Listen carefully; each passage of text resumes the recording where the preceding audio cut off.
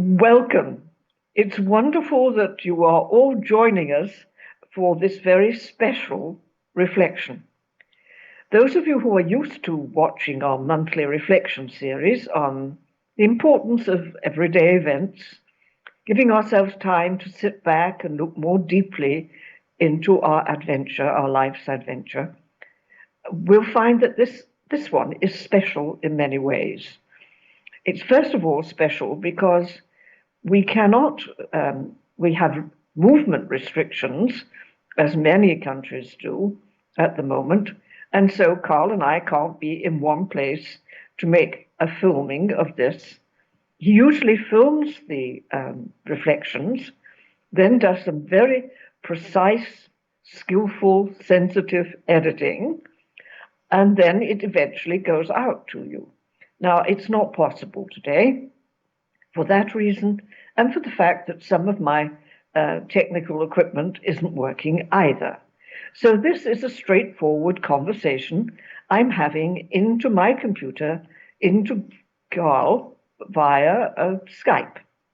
But it will still be, as you've heard, it will still be recorded and sent out to you with a YouTube link. In which case, please spread it as widely as you possibly can. It's meant for everyone. And other people who will be watching this time, will be the members of the International Satsang Verein who can't get this message any other way. So they're scattered in 5 countries and 3 continents, and they're also going to be listening to this. Hopefully, we'll all hear the message. Because listening to the message is the most important thing we have to do. Listening and learning from the experience we're going through at the moment. Because of the difference in the people who will be listening, it's important to remember that people who are in other countries, even in other continents, are experiencing the crisis of today in different ways. Because that is our topic. Crisis. What else at the moment? We've been talking about it now for some months. And in the different countries, we know we're all in different stages of response. Here, for example, where we are in Central Europe, we have had the restrictions of movement of groups, children away from school, students from the universities, etc., for well over a month. And so we are looking forward to the Easter feast, because after the Easter feast, we hope that the children will get back to school and so on. It won't all go normal immediately, but there is a journey ahead of us, and much is behind us already. Whereas when I look at other countries, they are just getting to the point of having to impose restrictions on their populations. And you know who they are. You hear it in the television broadcasts and so on. And just recently, we've heard that perhaps the latest country to get drawn into this crisis situation is India, with its enormous population and its cultural differences, and also perhaps a lack of the more, what are for us, normal medical helps that the other countries that have begun the crisis, have faced the crisis before them, still have. So the crisis is a process, the corona process, and we're all in different places on that journey as we listen to this. But the message we can hear is a message for all of us, wherever we are in this stage of the journey. Crisis. Life as journey always has challenges. Different challenges along the way throughout the years. You can trace your own if you have time to do it. You can see the turning points, the things where relationships or a sudden loss of a job or an income, where they became a crisis. But out of most crises, if we face them, we get a very positive outcome, a forward movement. We see things, we change our reactions, and we go ahead. And this crisis is the challenge to humanity.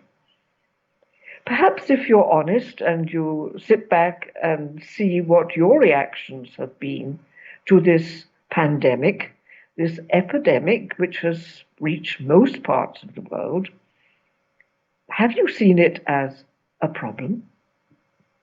Or have you seen it as an opportunity?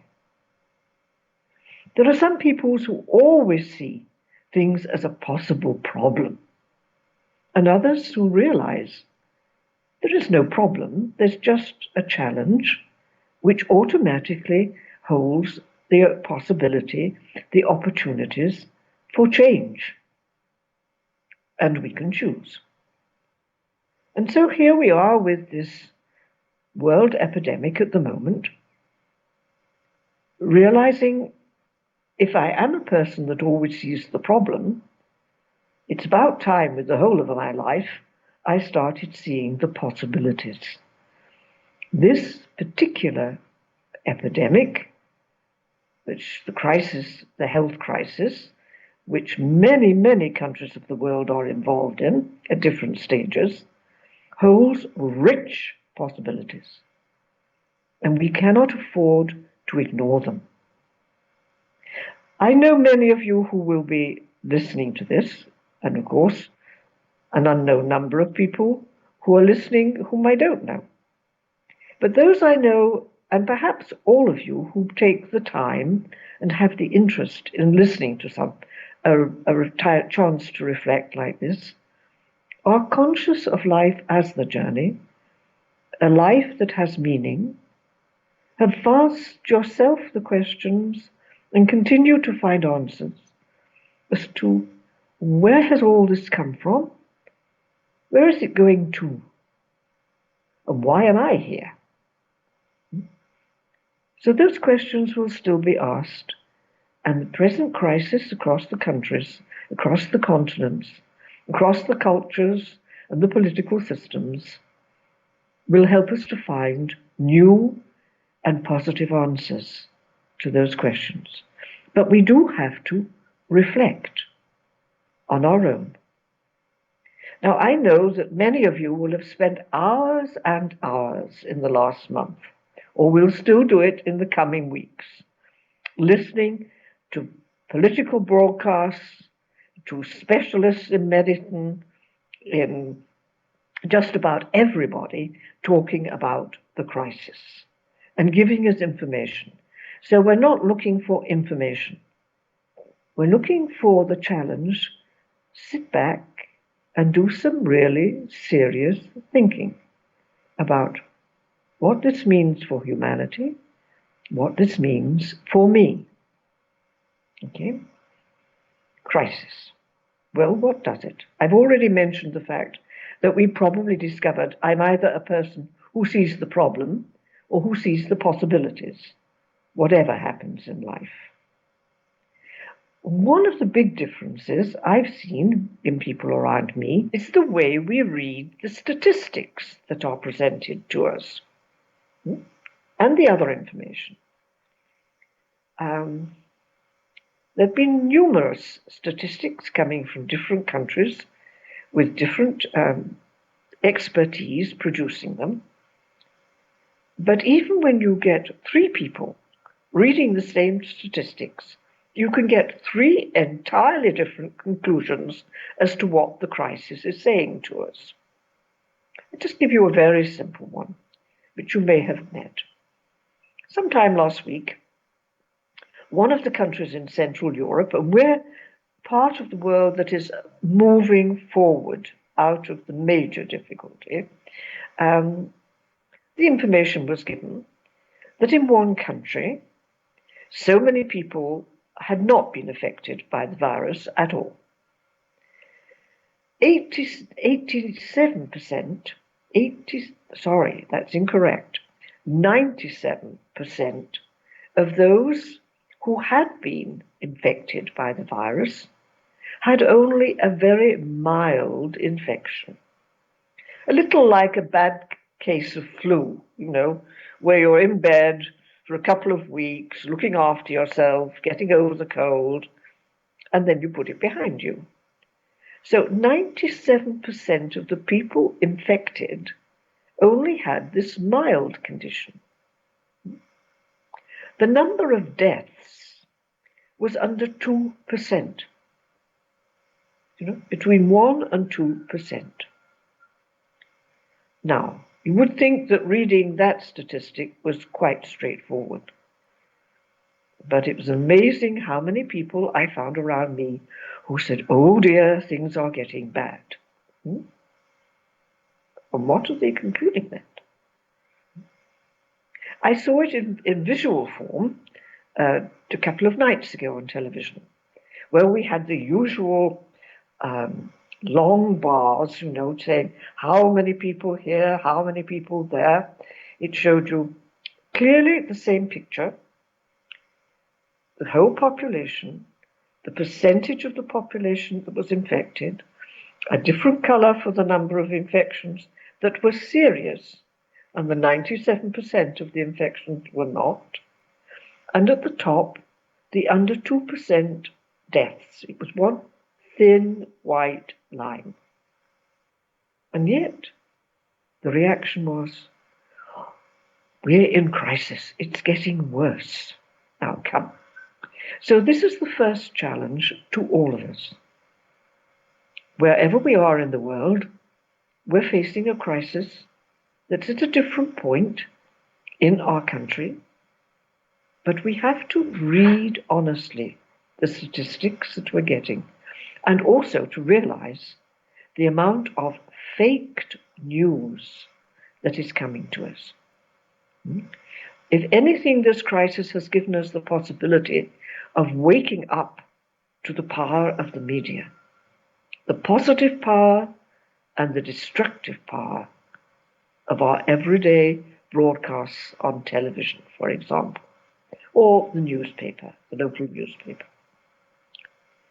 What they choose to portray, the emphasis they give, sometimes news that is not accurate, it's false, and yet it is still put out with the same assurance of news that has been censored and looked at and proved to be accurate.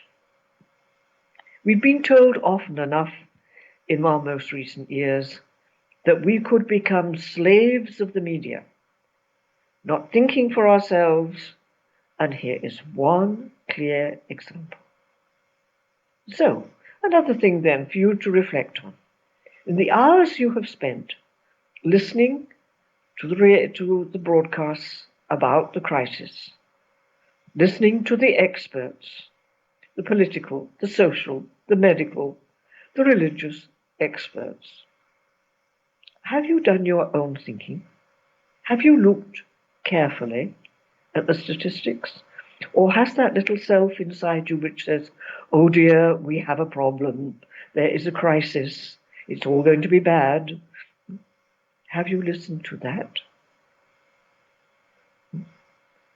If we look and somebody says, but we've been through many, many viruses and crises of infection in the world, in our history as human beings. Look at the Black Death in the Middle Ages, wiped out half of Europe. When people got that disease, that infection, they died. That was it. Not under 2% of them. We are not in that situation at all. So sit back and think. What has been my reaction, honestly? And why is my more negative reaction to thinking honestly about the situation?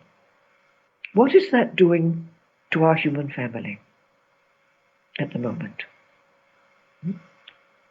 Okay, just sitting back, letting go, and being honest in your connection with the human family. I've got the globe here. Nice, isn't it? It's an amazing feeling to have the world in your hands. It keeps on turning, which is surprising. But this globe turns because of the light, as our own globe does. You know, that's what it gets it going. And we can't stop it. We're not the light. So, we do, in one sense, have the world in our hands. Our human family needs to be family.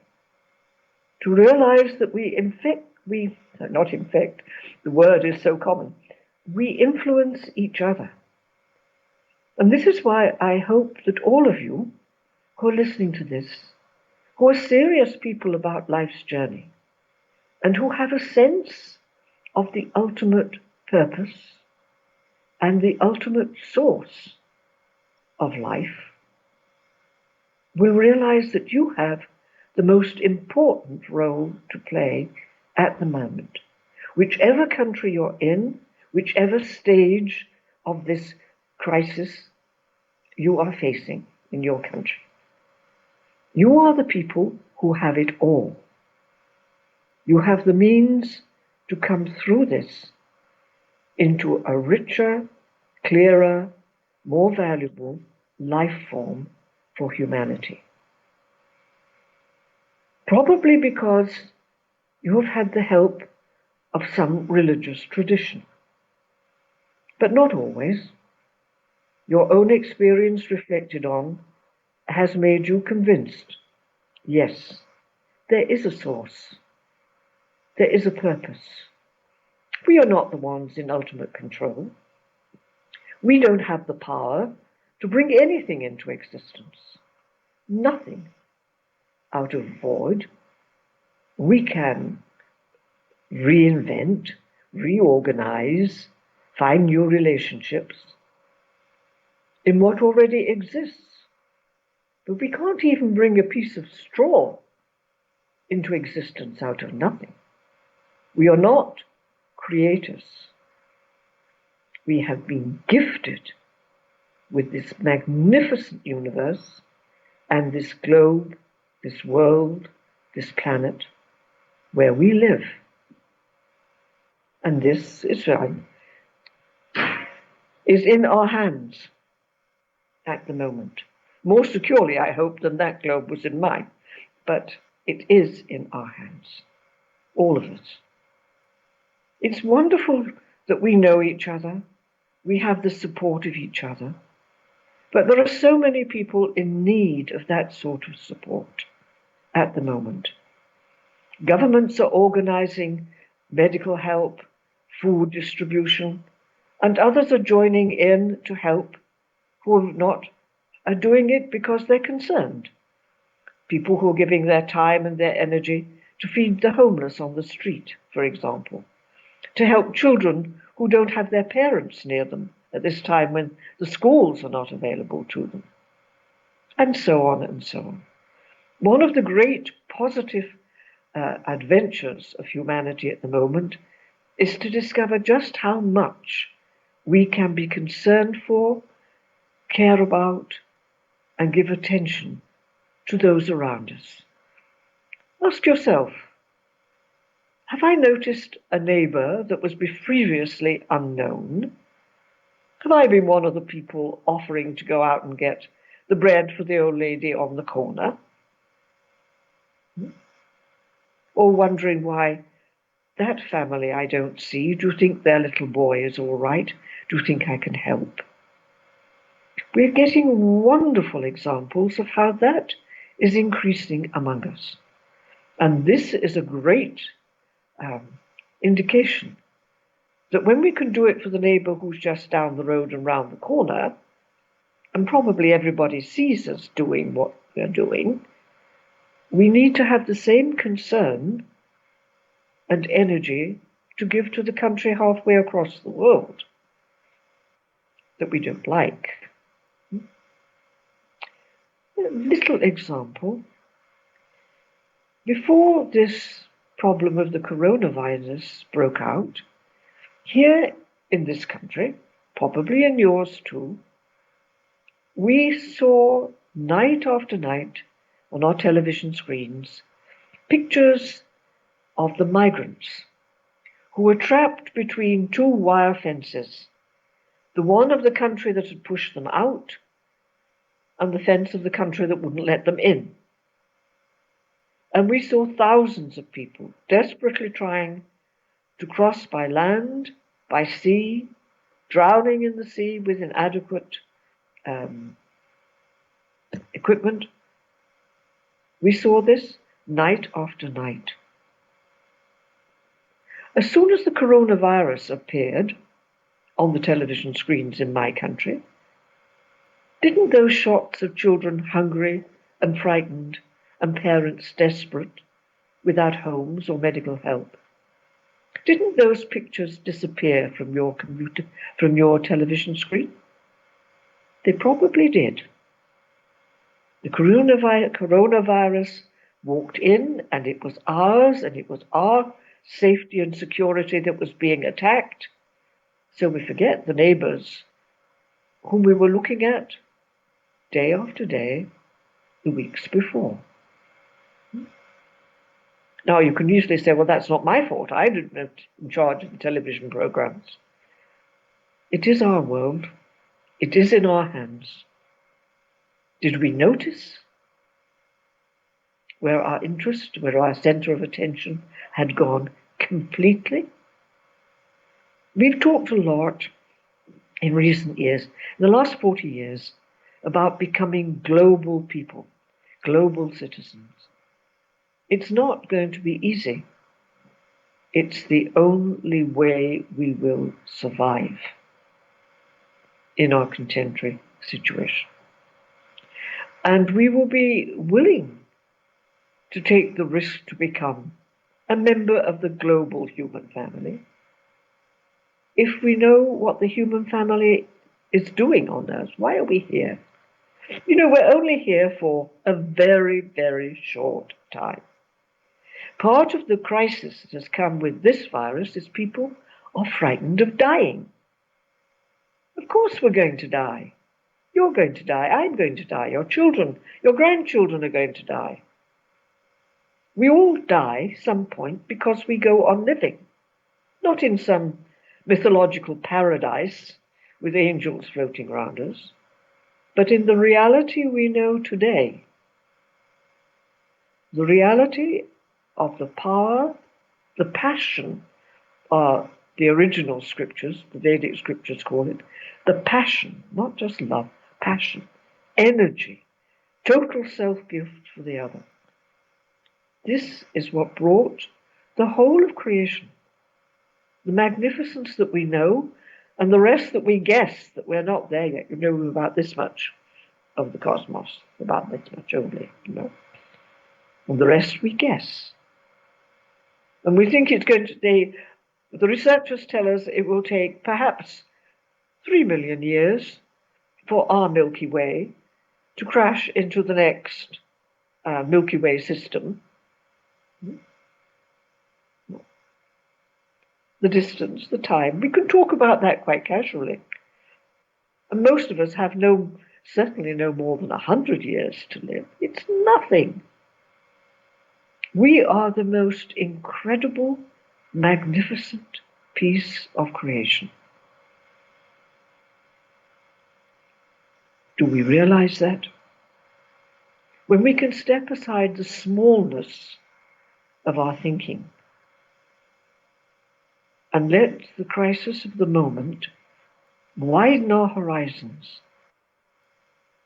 into what is not limited by this transitory physical experience, but into what we call mystery. Mystery because our minds cannot understand it. But we can understand and we can experience.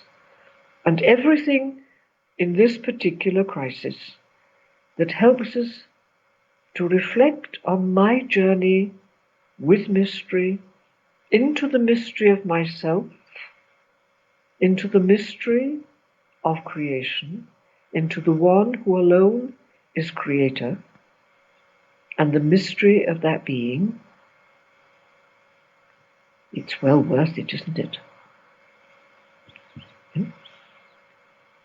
So thank you for listening. Thank you for joining us. I wish we could sit down now and enjoy a good discussion about all this, but not before each one of us has sat in the silence and listened to what we're hearing within ourselves. And then we can have our discussion. So I'd like to say next month, same time, same place, different world, we'll be somewhere else. We'll never go back to the world as it was before this crisis. We'll go forward. And those of us who have got all that we need to do that, please, let's start doing it and helping those around us. Along with the meals to the old people and the homeless, let's start helping everyone around us to do this. I look forward to next month. And thank you to Carl, who gives time and energy and immense patience to trying to put us in touch with each other with technology that isn't always very helpful and isn't his professional work. He has, in case you think he's a strange person, he has a normal, demanding profession, a family of children in young adulthood, the first grandchild arriving. He has all the challenges you have, but he walks marvelously on the journey. So thank you from all of us to Carl for the work he's done with the reflections over the last 4 years, I think it is now, and for this special one, where those of us who otherwise could not be in contact will get something. But live it and pass it on. Thank you.